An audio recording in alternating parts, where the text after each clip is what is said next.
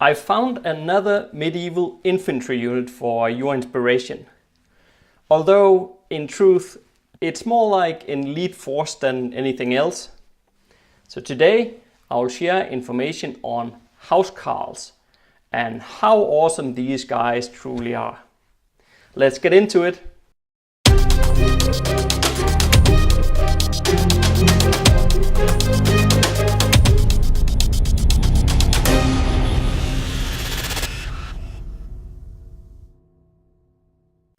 Hi guys, my name is Jesper and welcome to the Vein of Fantasy.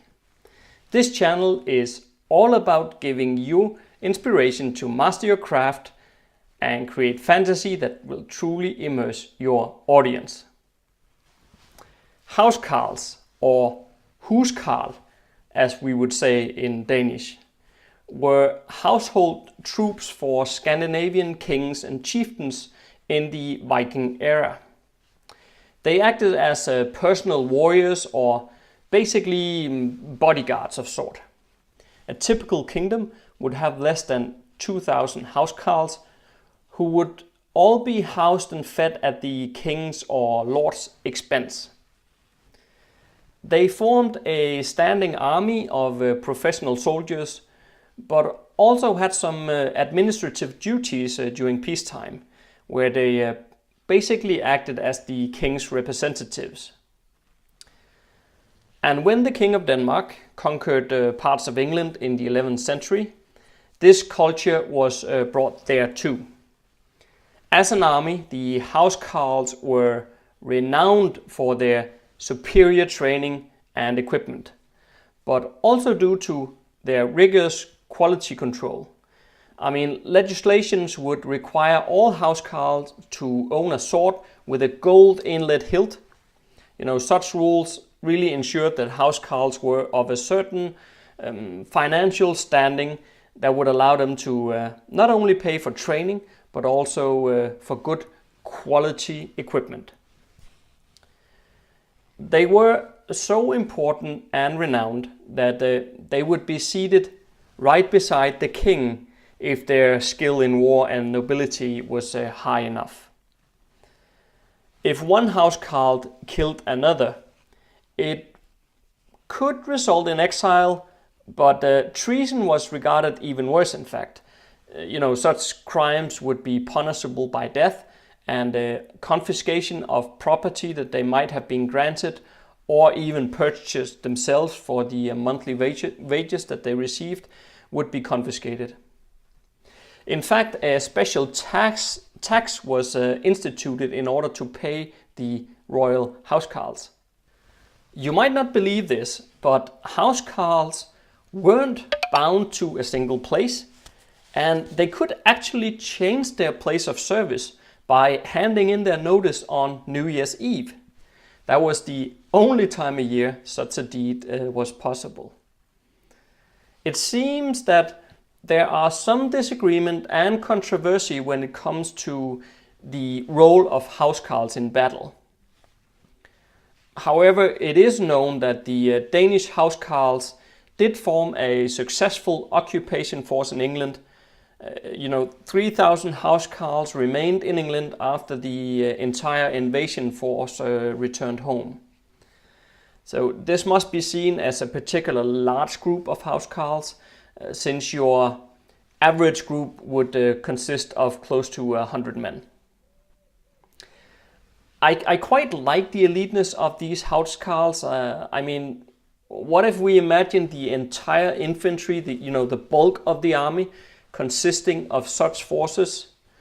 They could take on pretty much any enemy we could throw in their face and still come out victorious.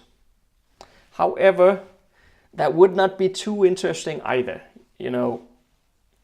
If mundane infantry is boring, so is overpowered ones. What we need to do in order to gain inspiration from the housecarls for our own infantry is to invoke them with weakness or a flaw. But not just anyone, it has to be a cool one.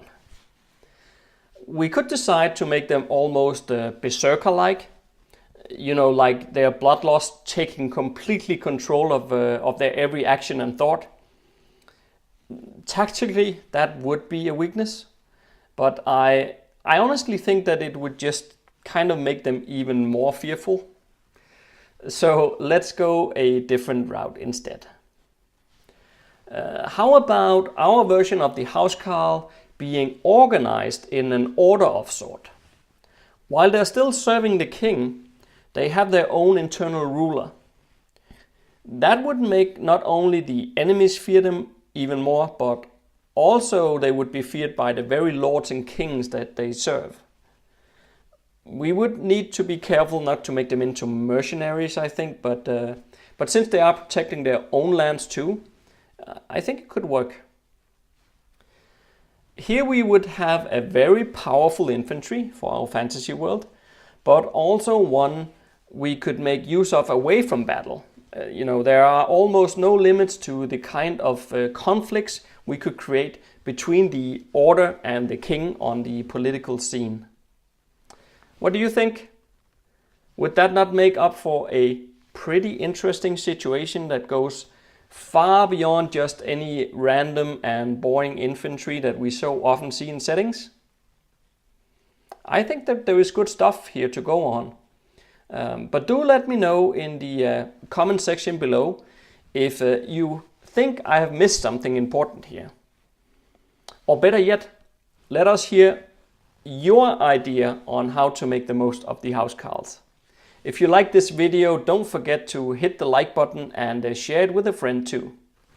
The final goal over on Patreon is actually a huge party for all patrons. I think that would be so awesome. And just $1 will bring us closer to that goal, so check it out via the link here on the screen and in the description field below.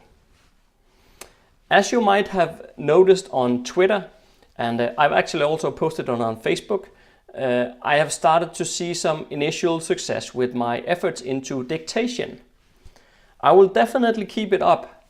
If I can get really used to this method of writing, I could become capable of putting out maybe 2 books more a year. I don't know, that would be absolutely awesome. Let's see. Because of my dictation speed here, I have actually managed to complete the first half or first section of my book about Twitter for authors. Though I'm also recording some instructional videos to go along with the book, you know, like a visual guide. So that does slow the process somewhat down, but I think it's worth it. It does make the book even more valuable and useful, I think. If this is your first time here, make sure to subscribe for new fantasy related videos every week. Stay safe out there and see you next Monday.